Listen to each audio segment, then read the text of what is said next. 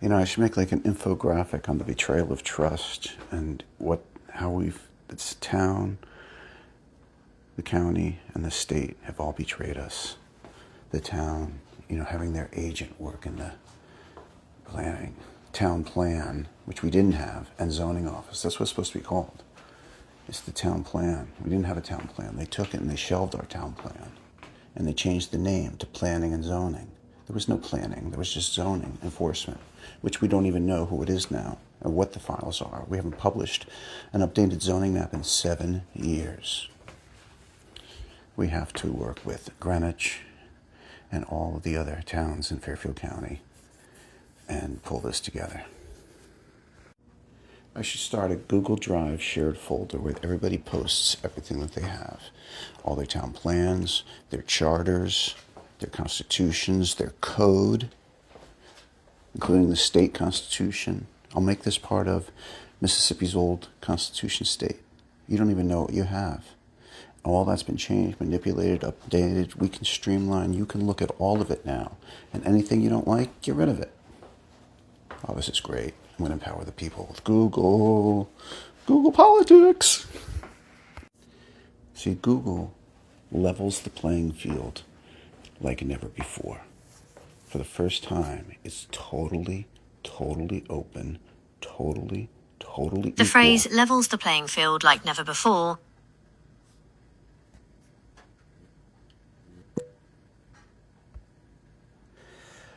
For the first time, Google levels the playing field like never before. And that is a fantastic thing. First time in history that everything is in the open. And it's totally, every person is the same as every other person, which is the way it's supposed to be. An exchange of ideas, thoughts of culture, of humanity, not of obfuscation and blocking and manipulation and backroom deals, which is what the Porsche deal is. How did that happen? I was in the room. They were denied. Their application was denied, aside from just rightfully so, for a million more reasons than the ones that were cited, aside from my commentary. Then the normal you don't like your decision, go to ZBA, the Zoning Board of Appeals. That's what the appeals board is there for. Okay? You'll be heard. But instead they they filed a lawsuit, which I didn't see that in the paper, so I guess they filed a lawsuit. They met with our attorney, the town attorney, the attorney for the applicant met with our attorney in private and did a settlement. And then as a settlement of what? What does that mean, a settlement? We've already rendered our decision. And they were during a regular town planning zoning meeting, they pulled the commission out of the meeting and out of the public into a side room where they secretly met and came with the attorney and came out of the room and said there's been a settlement and the Porsche deal is approved. How did that? Oh, I'm like, wait, what? No, it's not. So we've got the House of Cards Congress right now. What we'd like to do, in addition to coming out against it and listing everybody against it, we in Fairfield, in Easton,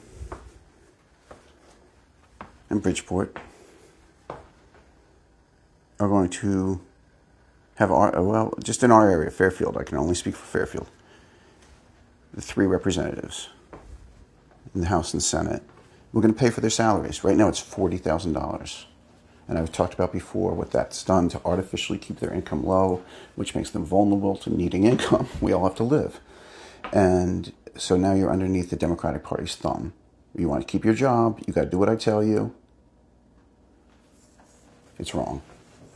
And we're changing that. We're going to pay them immediately out of our funds, $80,000 more. So it's $120,000 a year to be our public servant. We're going to ask they don't take money from anywhere else.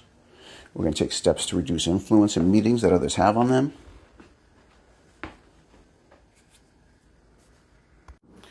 I need to show them the map of Fairfield and how town services became a monster. And what it was on the map and what we have now in our 50 years. We're going to go public and say this is what we want to do. And we're going to embrace this. We're going to address these challenges head on, the environment, the climate, the landfill, which the state refuses to address, the water, because we're going to do it for ourselves. And, you know, in fact, I don't even think we should make it Beaches State Park. There's two options. Which do they like? We're going to ask Fairfielders which they like better. Because to be honest with you, I don't trust the state. And they've had such a betrayal of trust, I don't know if we can call it Fairfield Beaches State Park. I would love to. I really would. But half of me wants to call it the Long Island Sound Wildlife Natural Refuge, not make those kind of accommodations, not make it open for development, not make it open for the mass people, but more of just pristine nature. So that's what we have to ask Fairfield. Do we want active recreation or do we want passive nature? And if we want active recreation, who is the steward? Can we really be that? I can offer from Halleck State Park an extension here, focusing on a million things, going across the sound, measuring it laterally in different depths, I guess longitudinally. I don't know. You know what I'm saying? Really get an idea of the different depths and sections of the 17 miles across. It's more actually to Halleck. I think it's like 30. I don't know. But then we've created something real where we can measure and we can look and we can see differences and we can see all sorts of stuff. And man, would I love to link that with the Victims Memorial. You have to understand, not only do I want you to see Fairfield for what it really is and what it was, but Bridgeport for what it was and what it is. It is a beautiful, beautiful city with everything and anything you could want. The trouble is it has been stuck for 50 years. And we can change that now. We can never recapture those years, but we can move forward and we can build on it and we can have a new tomorrow and we can appreciate that and have some justice and have a future and have enjoyment of our lives and our surroundings and create the utopia that you want to live in. Our state government has betrayed us so much and so often and so blatantly in the open, like looking at last year when they took money meant for the homeless and they used it to upgrade the arena in Hartford with new kitchens. It's so hypocritical. And to even like begin to try to adopt any sort of moral high ground. It's like, just don't go there because you have betrayed your people and your constituency so deeply that we have to fix this mess. You have us in 50th place, 5-0. Create the platforms for user-generated content. Give them like 13 categories. Post the assets, post the headlines, post the message. You can decide what works. You can propagate it your way. You can talk on your social network. You can cut and paste. I can give you the issues and the awareness and the education, and you can turn that into the change. So let's see your stuff. Let's have all your work. Send it in. And let's get cooking here. Here's what's going on. Ad agencies. Let's get user contributed stuff. Let's do some good work, like the old days. America would not be the America it is today without our founding fathers, period. Now it's time for our matriarchal mothers to step up, to step forward.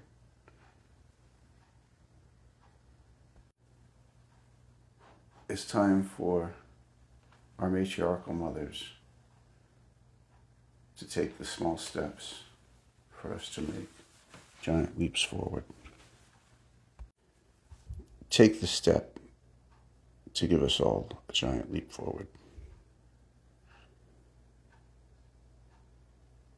Take the step to give womankind a leap forward. Back to Fairfield.